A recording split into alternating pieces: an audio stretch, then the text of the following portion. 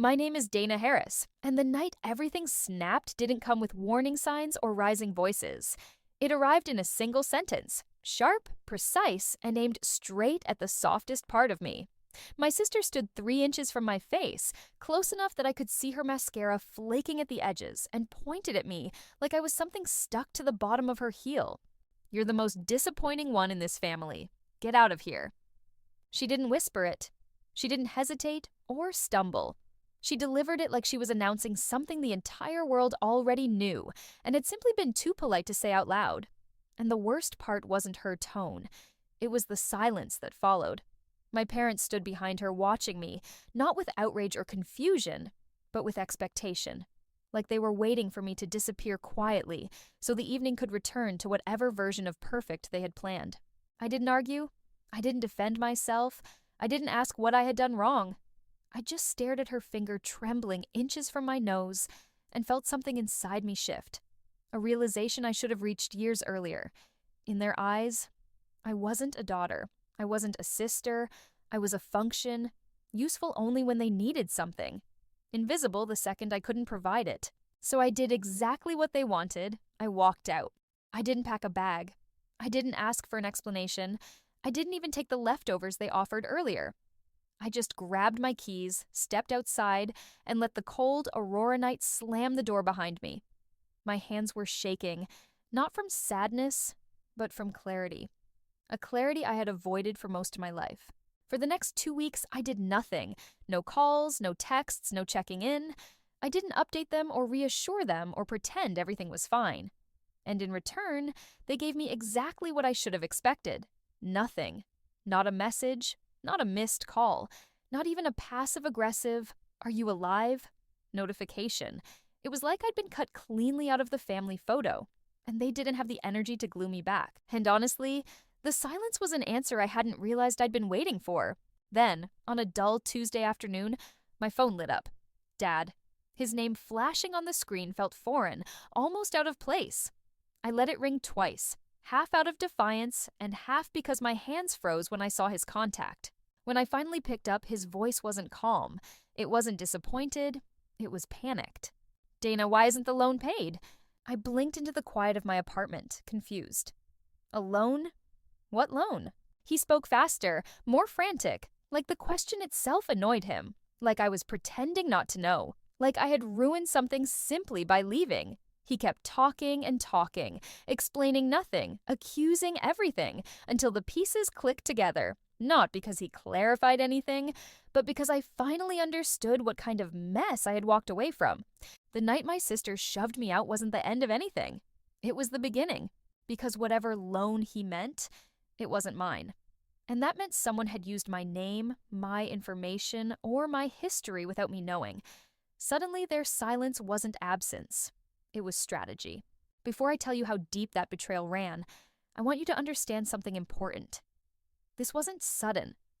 This wasn't one cruel moment that destroyed our relationship. This was years in the making.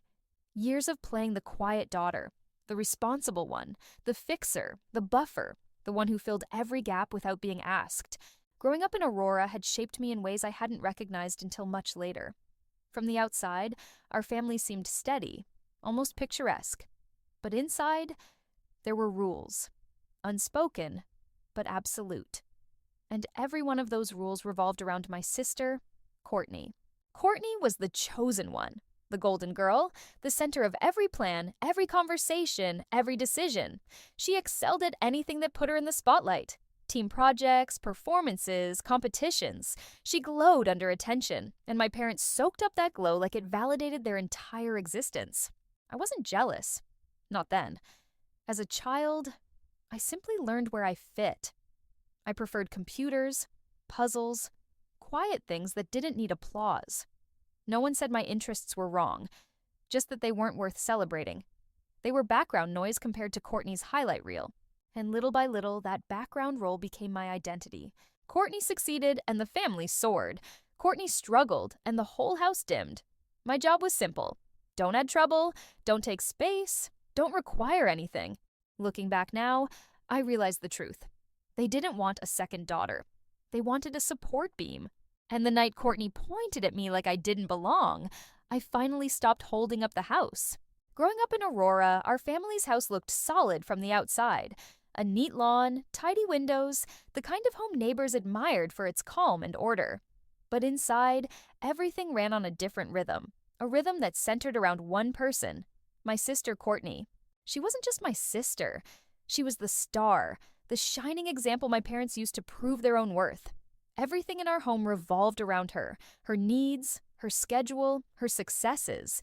From the moment she could talk, the house seemed to pulse with her energy, her ambitions, her future. As kids, the difference between us was clear, not just to my parents, but to everyone who visited. Courtney was loud and radiant.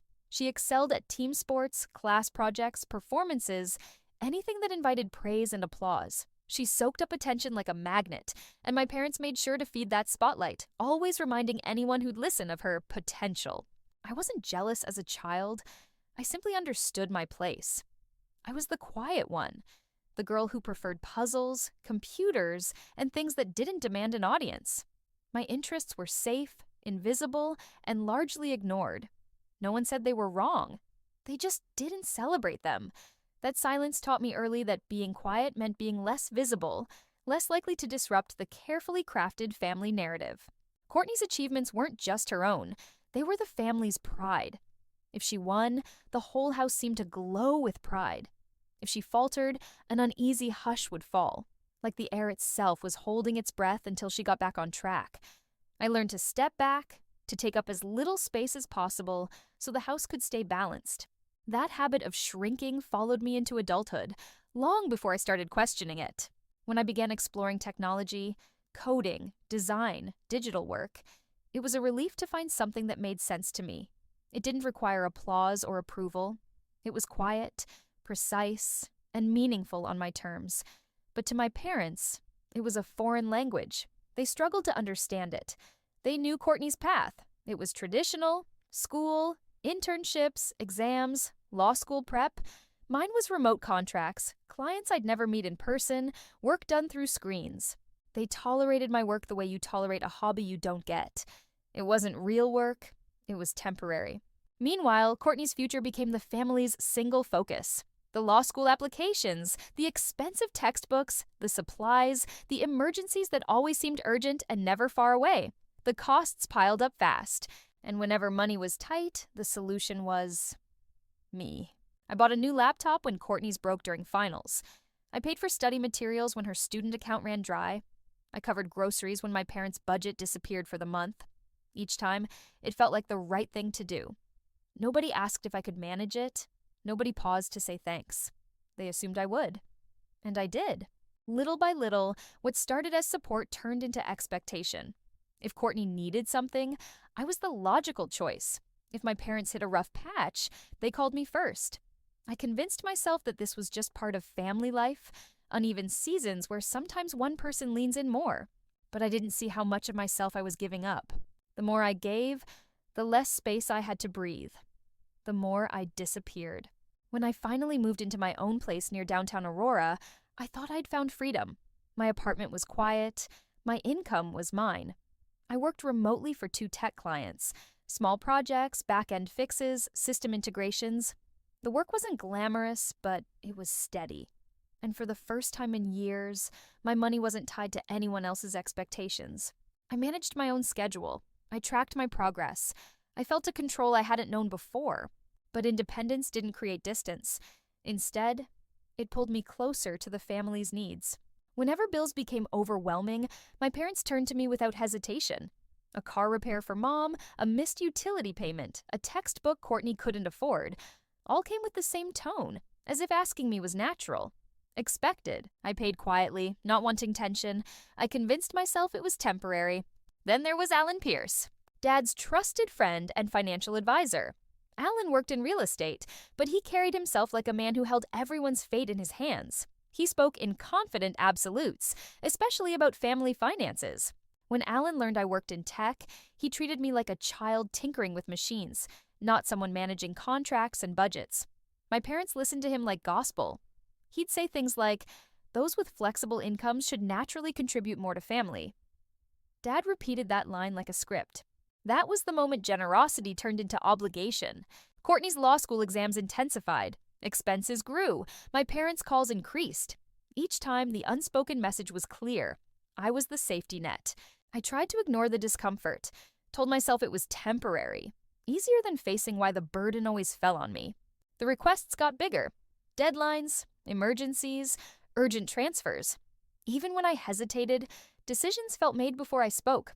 I told myself I was the responsible daughter, the dependable one, the one who held the family together. But looking back, I see how heavily they leaned on me, how much space I gave away without realizing it. The balance was gone, and the weight of it settled deep inside me, long before I knew it would break. The night everything shifted came quietly, without fanfare. My parents threw a small celebration for Courtney after she passed a major milestone in her law school journey. The house was packed with relatives I barely knew, all buzzing with praise for her. Decorations hung everywhere, shining and bright, like the kind you'd see at a graduation party or a wedding. I had been invited by a brief text from Mom. Nothing warm, nothing personal. Still, I went. I wanted to keep appearances, even if I felt like a ghost in my own family. The moment I stepped inside, the atmosphere hit me. Everyone was clustered around Courtney, laughing and congratulating her. She carried herself with a confidence that seemed to grow bigger with each compliment. She was the family's shining star, and I was just there. I stood near the dining table, clutching a gift I'd bought, a professional bag for her new job.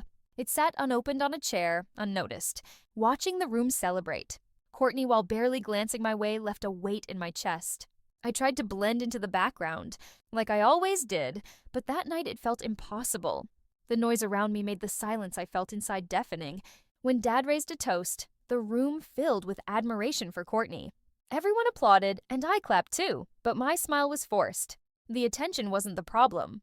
It was the way they all seemed to believe that. Courtney was the only one who mattered. Then someone made a joke about student loans. It was lighthearted, but Courtney used it to make a sharp comment about family dynamics. She said something like, "Families work best when the stronger sibling just handles the load quietly." The room laughed softly, treating it as harmless. But I felt a cold rush. The comment wasn't a joke, it was a message. It was an admission of what everyone already thought. I was the stronger sibling, the one expected to carry everything without complaint. Courtney's glance met mine. No anger, no guilt. Just entitlement. Years of unspoken expectations suddenly made real in one sentence. The room felt smaller then, the noise louder.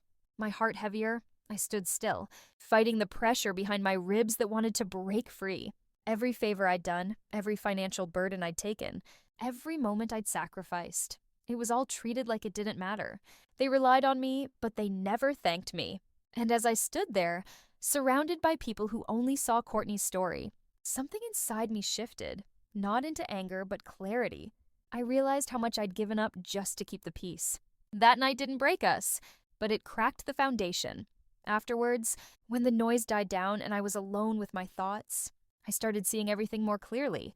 Every request, every transfer, every quiet demand, they weren't temporary. They were the pattern, a pattern I had let define my life. For the first time, I understood the weight I carried wasn't just financial, it was emotional. I was exhausted, burnt out, invisible in a family that depended on me, but never really saw me. That night was the turning point, not because it ended anything, but because it started the truth. And truth, as I learned, can be the hardest thing to face. After that night, something inside me began to shift quietly but steadily. The party, the joke, Courtney's glance, they all settled like a heavy weight I couldn't shake off. I started paying closer attention to the pattern I'd allowed for so long, the one where my family's needs always came first, and mine disappeared. Every request from my parents felt urgent, like a small crisis demanding my immediate help. Bills, groceries, study materials, unexpected expenses, they all piled up. And I met each one again and again without asking if it was too much. Because if I hesitated, even for a second, I felt the tension rise. The unspoken rule was clear. I was expected to absorb the cost without complaint. I told myself it was temporary, that Courtney's law school stress would end, that once she graduated, the weight would lighten. But deep down I knew it wasn't temporary. It was a lifetime pattern. During those months, I noticed small cracks in their stories. Expenses that didn't add up, Vague explanations, whispered worries from mom about money I wasn't supposed to hear. Something felt off. Not dramatic or shocking, just uneasy. Like a quiet secret I wasn't allowed to know. I didn't confront them.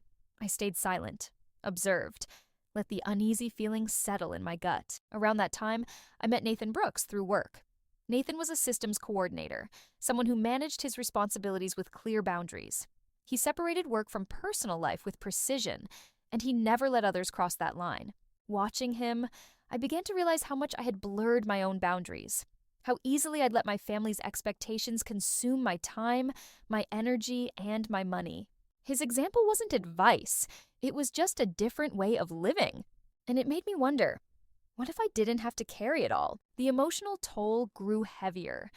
It wasn't the work that drained me, it was the responsibility without thanks, the endless giving without acknowledgement. I felt invisible, used, burnt out in ways I hadn't admitted to myself. One evening, while reviewing my bank statements after a long day, the numbers hit me hard. Not a single transaction stood out alone, but the total was staggering. I'd given more than I realized, more than I could reasonably afford, and no one had ever asked if I was okay. That moment didn't spark anger. It sparked clarity. The generosity I once offered freely had become a slow erosion of my stability. I sat in the dim light of my apartment, feeling the weight settle in my chest like a stone. If I kept going like this, absorbing their needs without boundaries, I knew something inside me would break. It wasn't about money anymore. It was about self-preservation. I needed to protect myself, not out of spite, not out of anger, but out of love for who I was beneath all the obligations.